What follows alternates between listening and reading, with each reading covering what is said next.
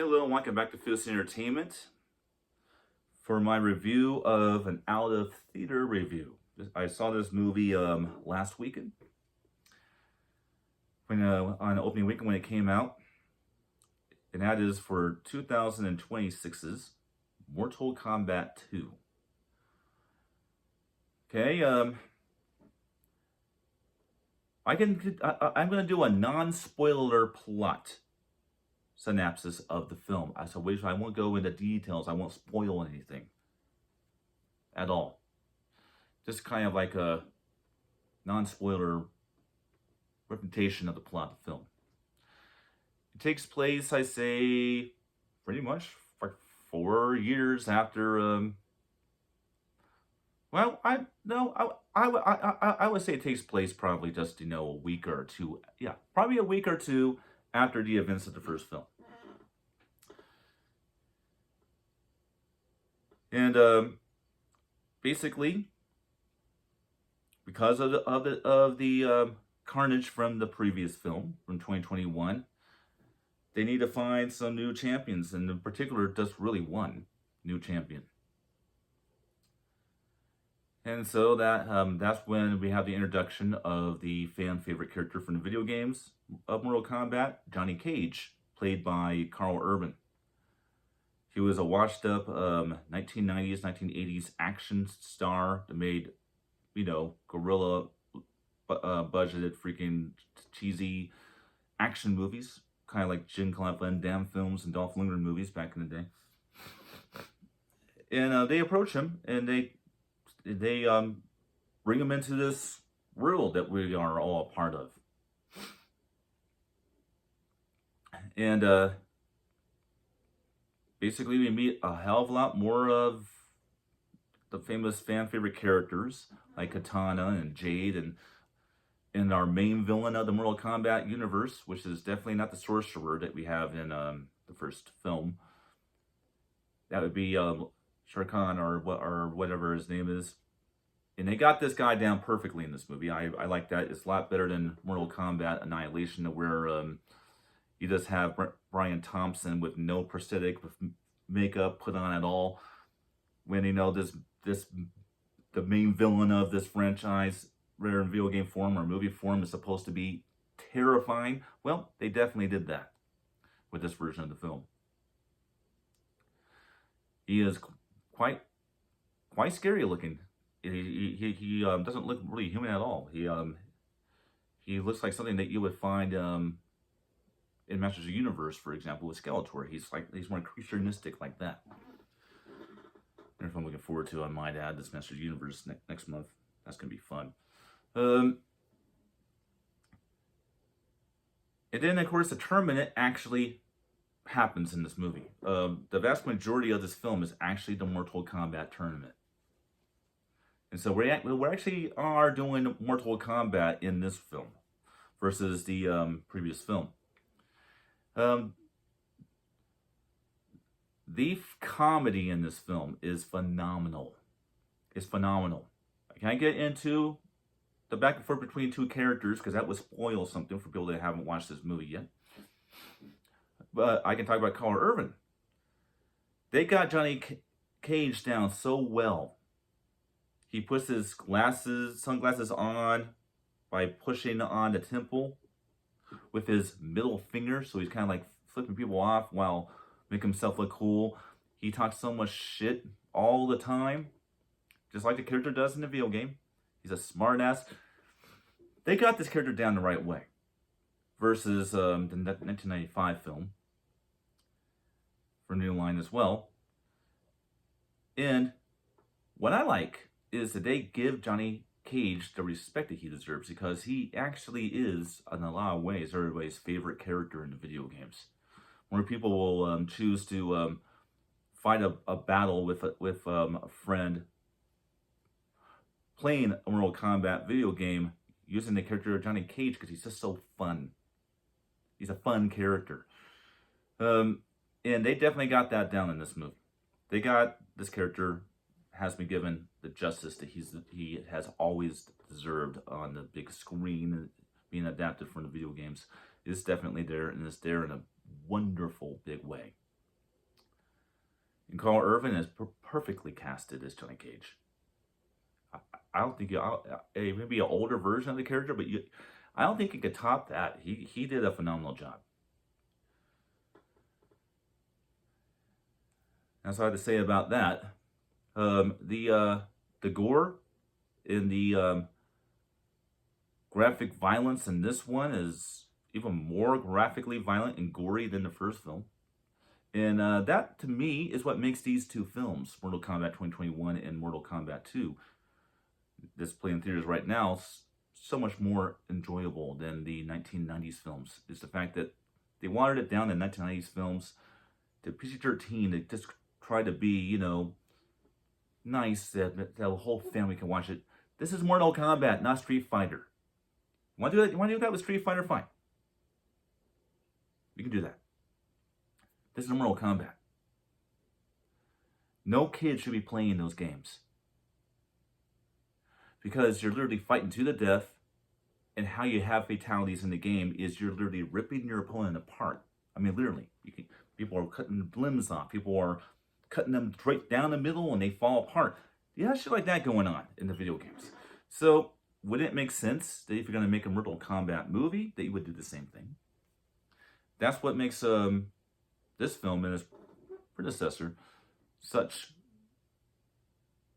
far more faithful adaptations of the video games, in my opinion. All right, now let's talk about the theatrical experience. Well, the movie I really enjoyed.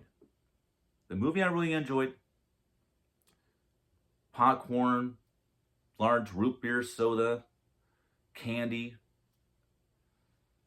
You know, so you gotta have your candy too. Sitting down in a movie stadium watching a movie, yes, all that aspect was wonderful.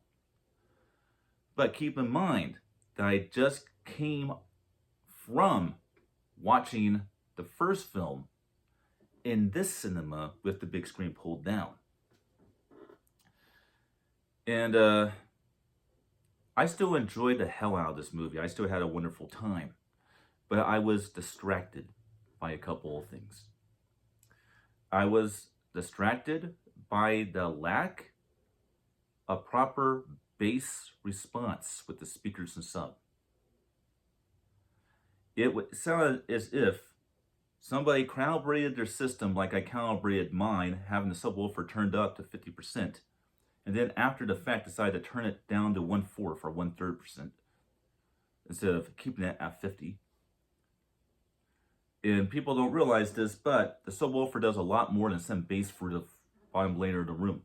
It also sends bass and treble effects to all your speakers. And so if you turn it subwoofer gains down after calibrating the system, it's going to disrupt the audio response to all of your speakers in the room. And they probably have like 20 speakers over at the cinema I went to, not 7 like me. And that wasn't the biggest distraction, though. That wasn't the biggest distraction.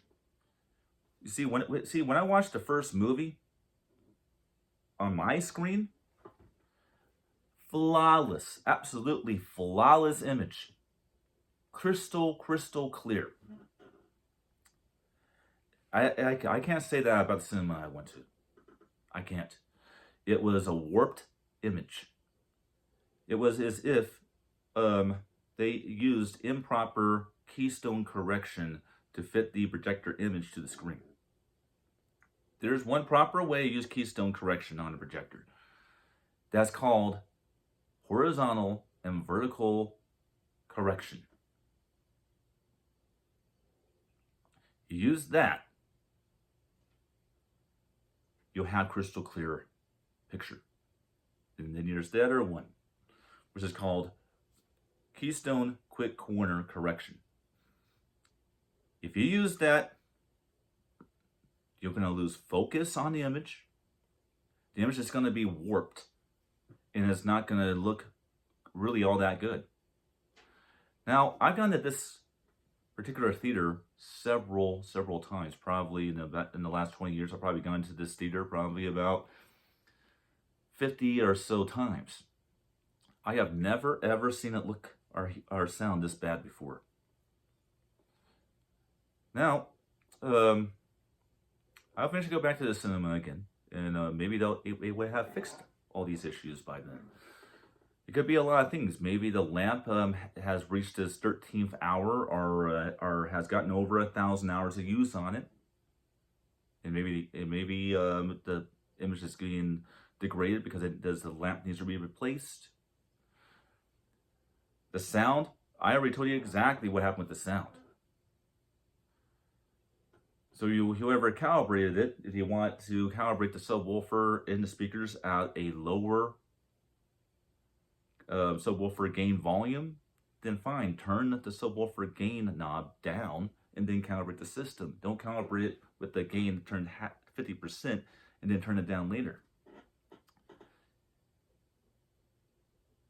Maybe they calibrated correctly. Somebody came in and said the bass was too loud and was disrupting them and it was hurting their ears or something, and then they decided to turn it down.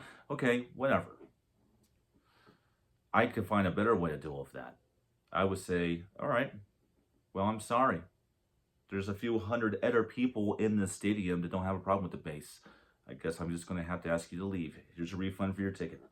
Sorry that the bass was too much. That's how I would deal with it. I don't know. A lot of things could have happened. Now let's go ahead and wrap this up. I would definitely say that this is a damn good movie. This to me is the first really fun movie of 2026. I've seen some movies in 2026. This right here is the funnest movie I've seen in 2026 so far. Now, it's too early to call this the best movie of 2026, and it's definitely not going to be the best movie of 2026. But it's the first real fun movie of 2026 to me. All the films that came out before it, they definitely don't measure up to it. Now, I was going to watch another movie at the cinemas today, but I was busy doing a lot of yard work today. It's that time of year where I have to de-weed and stuff like that. So yeah, I'm sore. However, this next movie I'm going to watch in theaters, which is Guy Ritchie's In the Gray, actually might be a contender for, might be even an even better fun film. But I think that's going to have a lot of a hard time topping Mortal Kombat 2. Now let's go on to the ranking. And you guys are probably watching this right after you watched the last video, so I don't need to describe what my ranking is.